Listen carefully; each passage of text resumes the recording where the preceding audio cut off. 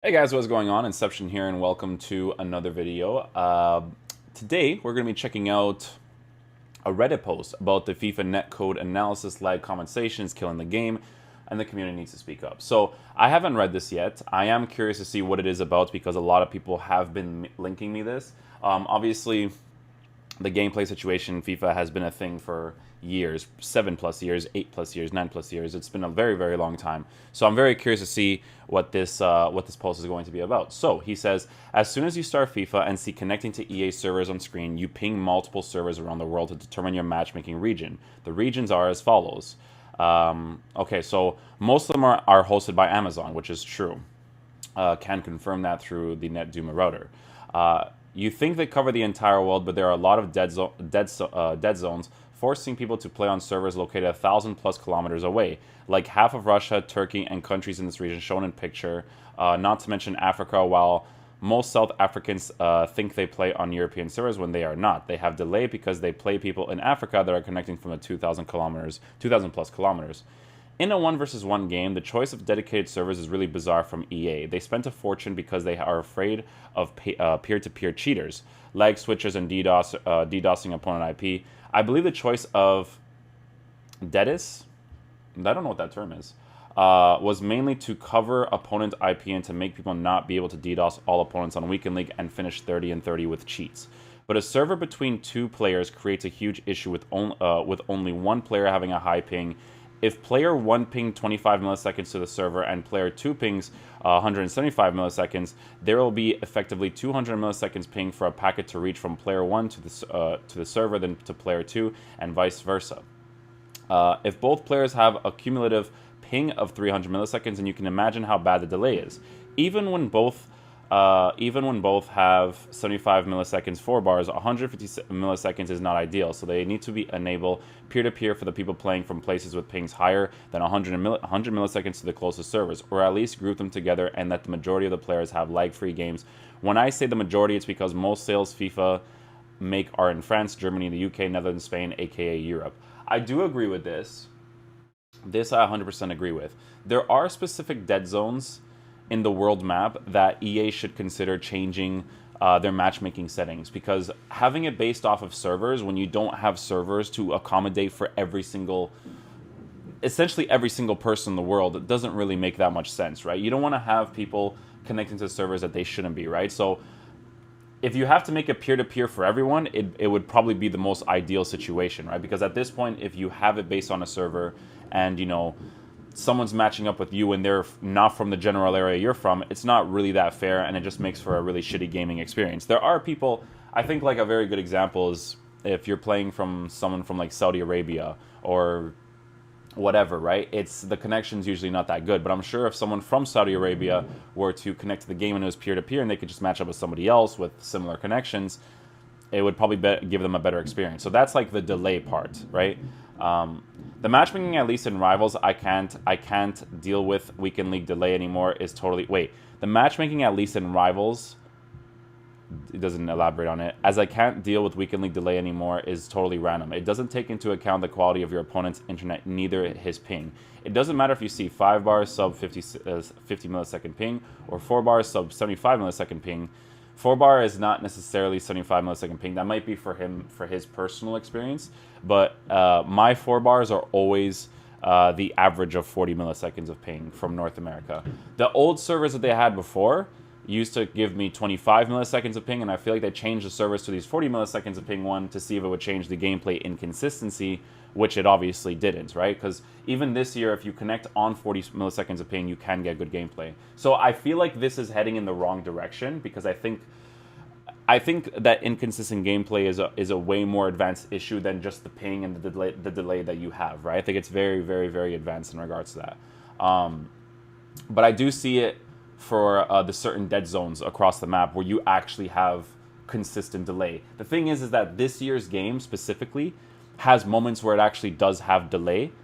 Like, it feels like it has delay gameplay mechanic-wise, right? So, okay, so people here wonder why late at night or early morning the game feels extremely smooth. It's because at these times there is less chance you or your opponent family members using your internet to stream videos or download, upload anything That's just not true. If you don't set QoS in your router to give your console PC the priority in sending and receiving data, and you don't let other connected devices leeches your entire internet bandwidth, you will have packet loss and speed up lag delay problems. Okay, so that doesn't influence your gameplay. Okay, I specifically bought the router like 3 or 4 years ago, the QoS device, to see if that would fix the inconsistent gameplay, and it does not. I have prioritized my console when I was switching internet service providers one time. I used to have, as I was transitioning to the new internet service provider, you wouldn't necessarily cancel your first one just yet. You kind of cancel them after you get the second one, but you pay for both of them at the same time in the month, right? That's kind of like how it works most of the times, right? So I did that one time to test to see if that would be the issue, and I used to directly connect my internet to my console to see if that would fix the gameplay issue years and years ago. Because you guys know I've been complaining about this since FIFA 14, FIFA 15, right? We used to make posts about it, and obviously it didn't do anything, right? It was still completely random from EA side of things. Again, QoS could be more relevant if you are from certain places, but it's not the solution to inconsistent gameplay. So also outside of peak times, all ISP networks are not overloaded, so ping is always less than at 7 to 12 p.m. So the ping that you get in FIFA, that's also false. It might be the ping to the servers that you're connecting to internet service provider wise, but you're always like for me personally, on a personal level, I'm always connecting to that same server that gives me 40 millisecond ping. Always. There's never a different time. If I use QoS settings or my router, I don't even need my router and I will still connect to that server. It's always that general server. I have a filter option more for Call of Duty than it is for FIFA, because FIFA has that one general area that you just connect to, and it's always 40 milliseconds. Doesn't matter if it's the daytime, the nighttime, it is never lower than the 40 milliseconds. I even made the video recently where I'm like proving the gameplay is more playable at nighttime with the exact same servers I connect to with the exact same ping. But I could see where he's coming from with the ISP, but then there's also the variable where you have no problems playing any other game regardless of your ISP being good during the daytime or the nighttime. You play any other game, you're fine, right? It's sad how the game instantly matched me with someone else in Rivals. It's 2019. Give us the option to search for optimal connectivity. Wouldn't make a difference because the connectivity does not determine how your gameplay is going to be. Don't match me with someone far away or with packet loss and apply lag compensation on my input. I play a delayed game, then ping the server I was playing on and see that I have 0% packet loss and stable low ping. This drives me nuts. The system EA used compensate a lot for packet loss. How do I know? They said it themselves. Here's a link to their patch notes. Gameplay, I've already said that one. They clearly confess using a maximum buffer time higher than what it is needed to match the smoothness of an offline match. They say slightly higher, but I call bullshit. The matches online can be delayed by a full second. You can see how much delay is added as soon as the referee calls full time. Disgusting stutter. Why punish us because of my opponent's packet loss? Why match me with someone with 150 millisecond ping? Why revert the changes that made us play for 4 days delay-free matches? Okay, so what I'm seeing right now, guys, is that this post is mainly for delay. Okay, it's mainly for delay. This does not correlate with inconsistent gameplay. Okay, because you guys know, not a single soul in this entire community is going to know more about the inconsistent gameplay than I am. I'm telling you this right now. Okay, I literally one time was playing co-op with my friend 2 or 3 years ago on FIFA, right? And because it was nighttime, right, I connected to someone and the ping was disgusting. It was 140 milliseconds, 150 milliseconds, something crazy, right? But guess what? Even though the game was delayed, I can feel the delay in the game. I can also feel the good gameplay in the game. Good gameplay is not a matter of opinion, okay? Because some people think it is. It's not. Good gameplay is the freedom of movement from your players. Dribbling is quicker. Controls are more responsive if you don't have the delay. Let's just say, for instance, you get the 40 milliseconds of ping, right? But your gameplay is good with that 40 milliseconds of ping. Your gameplay is going to feel really good. It's going to feel responsive, right? So what I'm reading so far is that this post is going to be mainly for connectivity, but I'm telling you guys this right now, and believe me when I tell you this does not correlate to inconsistent gameplay.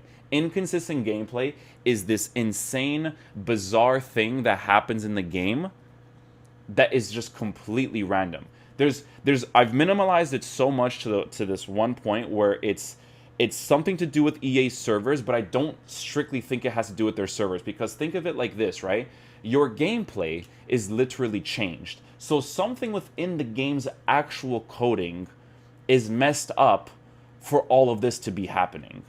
Do you guys get what I'm saying? So it's not just a matter of just the servers, but I feel like it's either a mixture between the servers and the game's bad coding, or strictly just the game's bad coding and compensating for server load or whatever it is, right? So that's what I would try to explain to you guys, right? I started playing Foots 3 years ago, and ever since I joined Reddit to post this. I worked in game development before, and my field is networking. I'm a Foot addict like most of you. English is not my first language. This is going to be a long read. I started playing Foot 3 years ago, and ever since I did all I could to find a solution on my end for the input delay, but nothing works. Some games are smooth, some are slightly delayed, and most are unplayable. I started digging last year, but on the post I'm going to focus on this year's EA servers and netcode. This season they added new servers in my region, Europe. They are located in France and hosted by Amazon. There's also Amazon servers. They are used in Germany, and i3D servers in Holland. Few servers in Ireland run by BioWare. In my test, the Amazon servers in France have very bad routing for all connections going through Italy. Once they reach Amazon backbone in Palermo, the packets go all around Europe up till Ireland and back to France, which adds multiple unnecessary hops and ping. Very bizarre routing from Amazon. In my country, the Netherlands server hosted by i3D are the best. Extremely short route, 8 hops, and consistent ping. Actually, all the servers have no jitter, and all the testings I did in different times and days. Making sure I only play on i3D servers, I still have variance in gameplay smoothness while my ping is always the same. So this led to me asking WTF. There's 2 issues with the current system EA is using. The first one is matchmaking parameters. They never take into account both players' pings to the server. They use GeoFilter to match people together, and even that filter is soft and ignored 99% of the times. This brings one huge issue. One player with sub 20 millisecond ping to the server can play with 200 millisecond ping, and this leads to another greater issue. The person with lower ping will have an artificial ping added to him of 180 milliseconds to make the match in sync with this opponent. I don't know how necessarily true this is. My net Duma never spikes from the 40 milliseconds of ping and higher when I match up with my opponent. It never spikes. It'll always be a consistent 40 milliseconds. Maybe in game it could potentially feel like that, but I'm not entirely too sure about that. The lag compensation maximum buffer is too high for a smooth 1v1 game online.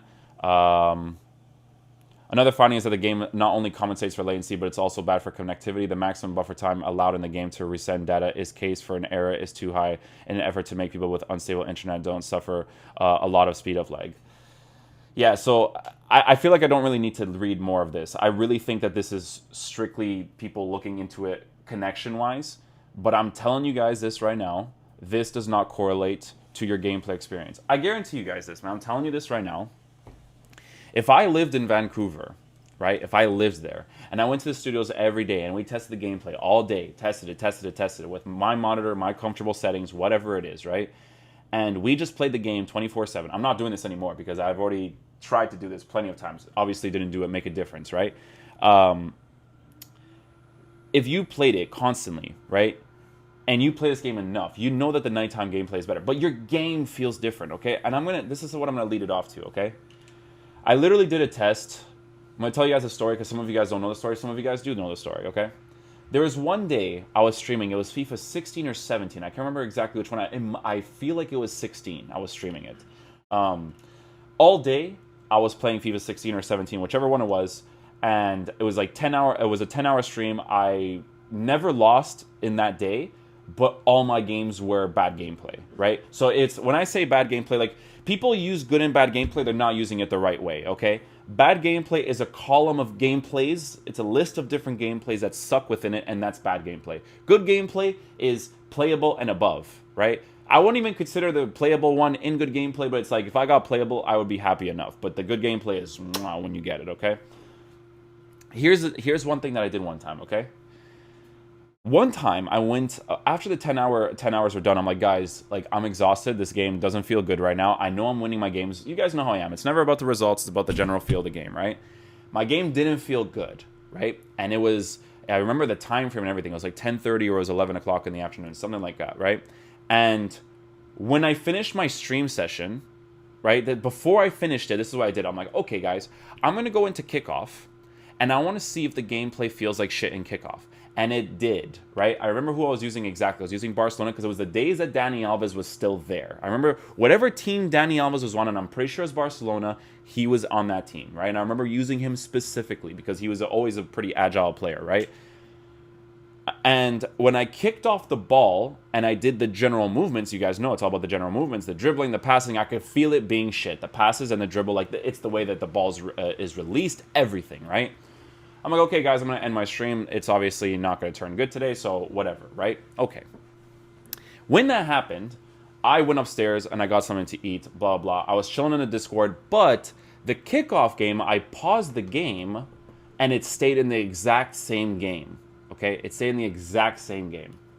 Went upstairs, got something to eat. An hour later, I came back downstairs. Now the time was like 11:30, 11 o'clock, something like that, right?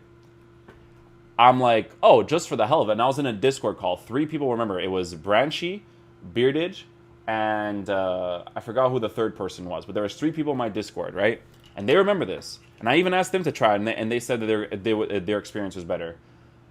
What happened was I resumed the kickoff match, and I was just doing the general movement with my left stick, fake shot stops, because the test back in the day was driven pass, control the ball, fake shot instantly. And it was all smooth. It never had this emphasis. It was never doing this stupid thing. That was the test back in the day. And I did that, and the gameplay was good. In the exact same game that I paused, in kickoff, Barcelona versus whoever the hell it was, might have been Real Madrid, right? And the gameplay was good. The problem, guys, is very, very advanced. And EA changing their servers and thinking that that was the issue with the inconsistent gameplay, it's not. It's so much deeper than just the server issue. Again, it could be a combination of server, but there is another underlying thing that is happening for the gameplay to be like this. So I really want to stress that message to you guys, because people think it's strictly connection. You can have delay in your game and you can still have good gameplay.